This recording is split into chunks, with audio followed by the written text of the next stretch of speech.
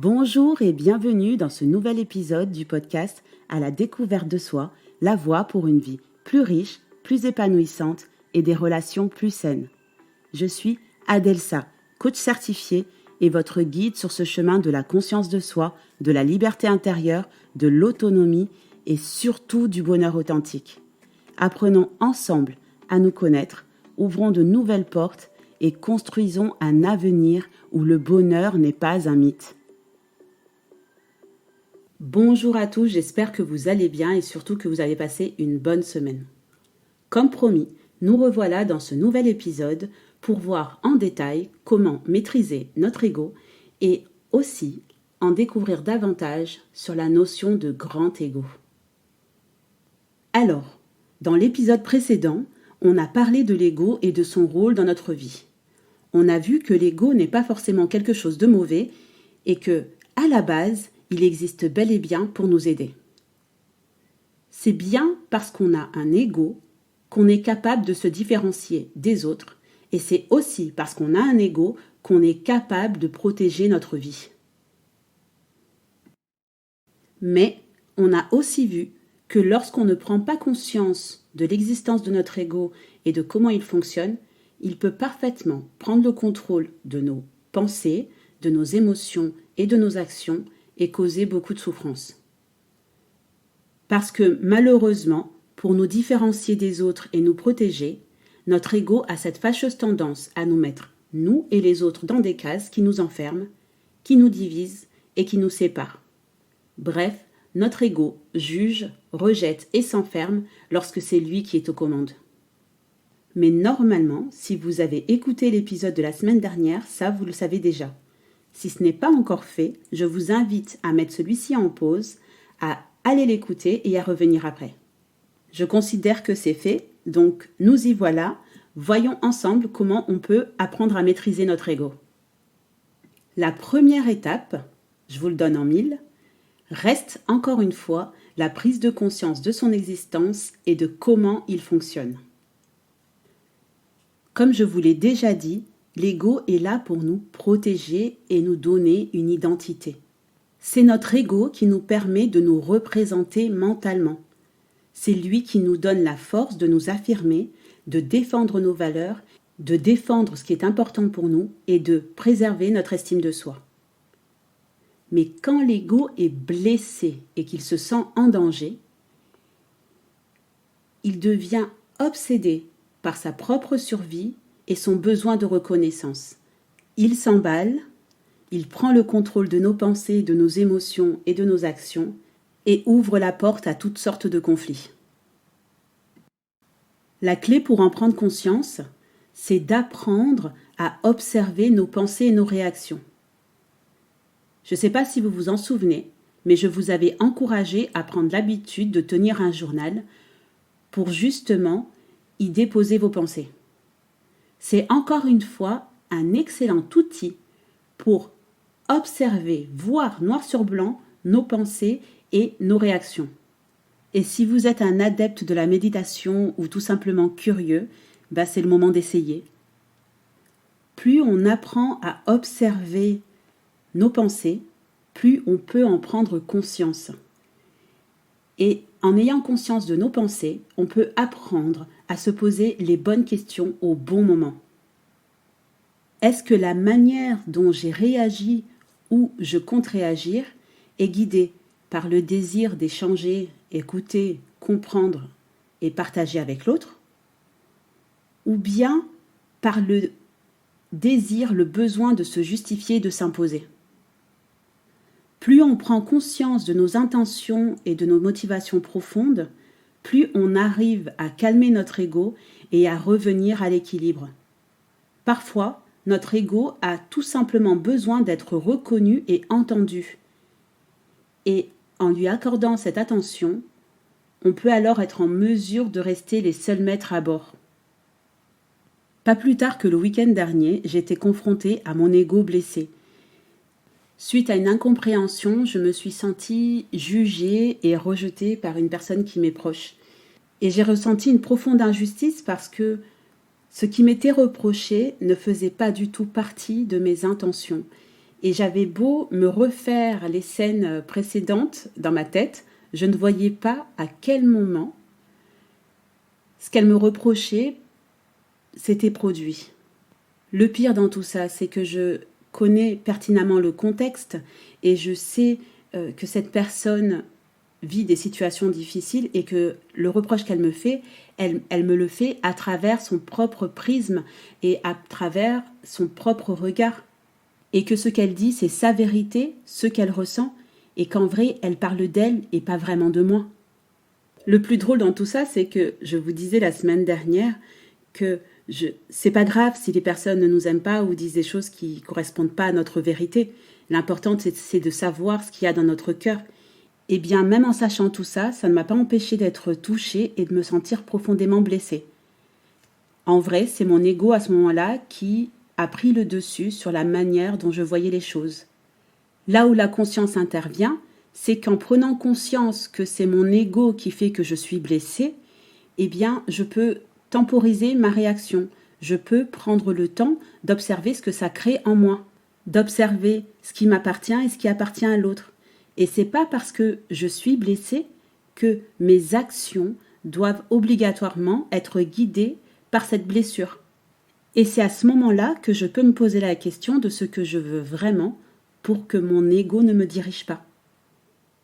Une autre étape pour maintenir l'ego à sa place et qui pour moi n'est pas des moindres est celle d'arriver à se connecter au grand ego. Alors je vous préviens, comme dirait une de mes amies, c'est le moment où ça va sentir l'encens, alors ne m'en veuillez pas.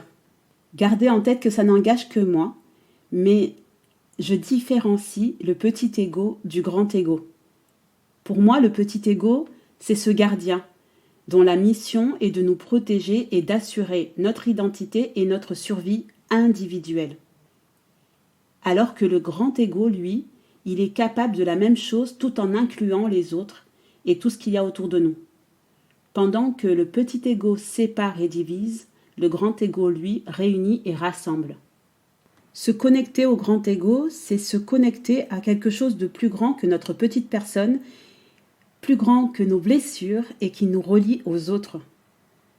Ce quelque chose de plus grand que nous, ça peut être notre spiritualité, l'amour avec un grand A plutôt que la peur, notre volonté de construire des relations harmonieuses plutôt que des relations basées sur le pouvoir ou sur celui qui va gagner ou encore celui qui est le plus blessé. Le grand ego, c'est nous et les autres. Pour reprendre la situation avec mon ami, c'est justement cette connexion au grand ego, cette connexion à ce que je voulais vraiment comme relation entre nous, qui m'a permis de parler avec elle, de mettre des mots et de pouvoir entendre ces mots à elle.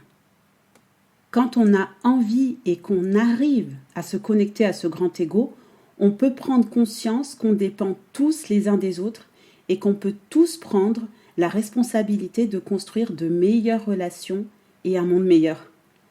Plutôt que de se laisser guider par nos peurs, par nos blessures, au risque de gâcher des relations auxquelles on tient, on peut choisir à la place de se poser la question de ce qu'on veut vraiment, de ce qu'on veut créer. Est-ce qu'on veut créer l'unité ou est-ce qu'on veut créer la séparation? Attention parce que parfois la séparation est nécessaire, mais ce qui va nous assurer de ne pas être guidé par le petit ego, c'est est-ce qu'on choisit cette séparation pour punir l'autre, c'est-à-dire contre l'autre, ou pour nous préserver, pour notre dignité. Parce que quand on est connecté au grand ego, au lieu de se renfermer sur soi par peur d'être rejeté ou jugé, on peut se rendre compte que tout le monde a des doutes et des incertitudes. On peut choisir de faire preuve d'autocompassion et de bienveillance envers soi et envers les autres, et comprendre que nos qualités et nos expériences sont uniques, qu'elles ont autant de valeur que celles des autres, et encore une fois, ni plus ni moins, autant. On peut choisir de nous ouvrir aux autres, de se montrer tel que l'on est, en restant authentique et en osant dire notre vérité. Je crois qu'en se reliant à plus grand que nous, à plus grand que notre petit ego, on peut réaliser que ce qui est important, c'est de rechercher cet équilibre et cette harmonie entre soi et les autres. En gros, en se connectant à ce grand ego, à ce qui nous relie aux autres, on peut réaliser qu'on est bien plus que nos peurs, nos doutes, nos insécurités, nos blessures. Qu'on est capable de mieux et plus que ce qu'on croit pour soi et pour les autres. Et ça ne veut pas dire qu'on va s'oublier ou se laisser marcher sur les pieds, mais plutôt qu'on va pouvoir être capable de prendre soin de nous, de se protéger, tout en prenant en compte les autres. On peut parfaitement se respecter soi tout en respectant les autres. On peut s'engager pour soi comme pour les autres. Et ça devient soi et les autres et non plus soi ou les autres. En gros, le grand ego, c'est ce qui nous permet de prendre soin de nous en s'assurant de ne pas devenir égoïste ou égocentrique. Pour se connecter à ce grand ego, il faut d'abord reconnaître en quoi on croit de plus grand que nous. Est-ce que c'est l'amour ? Est-ce que c'est les liens ? Est-ce que c'est l'harmonie ? Est-ce que c'est Dieu ? Est-ce que c'est l'univers ? J'en sais rien. Mais en quoi on croit qui est plus grand que nous ? On peut pratiquer la méditation, la contemplation, prendre quelques minutes par jour pour se centrer, pour tenter d'écouter notre voix intérieure. Celle qui justement est consciente qu'on n'est pas seulement notre petit ego, mais qu'on fait partie de quelque chose de bien plus grand et qui nous relie aux autres.